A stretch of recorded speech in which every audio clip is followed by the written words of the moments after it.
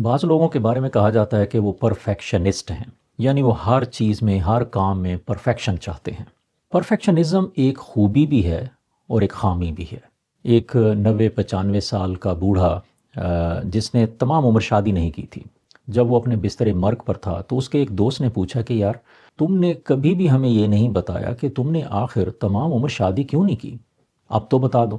تو بوڑھا کہنے لگا کہ ایسا نہیں ہے کہ میں شادی کرنا نہیں چاہتا تھا، دراصل میں ہمیشہ ایک پرفیکٹ بیوی کی تلاش میں رہا۔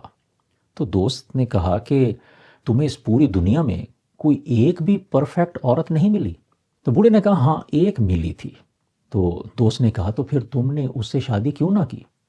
تو بوڑھا کہتا ہے اس لیے کہ وہ عورت بھی ایک پرفیکٹ شوہر کی تلاش میں تھی۔ پرفیکشنزم ایک ہدف کی حد تک یا ایک گول یا ایک ٹارگٹ کی حد تک بالکل ٹھیک ہے، لیکن پرفیکشنزم کو اپنے اوپر ایسے سوار کرنا کہ کسی بھی چیز میں کوئی کمپرومائز نہیں کیا جائے گا، یہ دنیا کی حقیقتوں کو جھٹلانے کی طرح ہے۔ اس دنیا میں کچھ بھی پرفیکٹ نہیں ہے، نہ کوئی چیز، نہ کوئی انسان، نہ کوئی رشتہ۔ ہم اپنی پرائرٹیز سیٹ کر سکتے ہیں کہ یہ میری بنیادی ریکوائرمنٹس ہیں، ان پہ کوئی کمپرومائز نہیں ہوگا، لیکن ہمیں یہ بھی پہ سلیکٹ کرنا ہوگا کہ کچھ اگر خامیاں ہوں گی بھی صحیح تو انہیں ان خوبیوں کے ساتھ ایکسیپٹ کیا جا سکتا ہے، چاہے کوئی چیز ہو، چاہے کوئی گیجٹ ہو، چاہے کوئی انسان کا رشتہ ہو یا کوئی دوستی کا تعلق ہو۔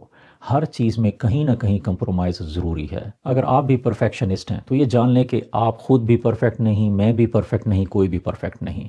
اس لیے پرفیکشنزم کو اپنے راستوں کی روشنی ضرور بنائیں، لیکن اسے واحد راستہ مت سمجھیں۔ ایسے نہ ہو کہ ہم پرفیکشنزم کے راستے میں ایسے ان کمپرومائزنگ طریقے سے چلتے رہیں کہ چلتے چلتے اس 90-95 سال کے بوڑھے کی طرح راستہ بھی ختم ہو جائے اور منزل بھی نہ ملے۔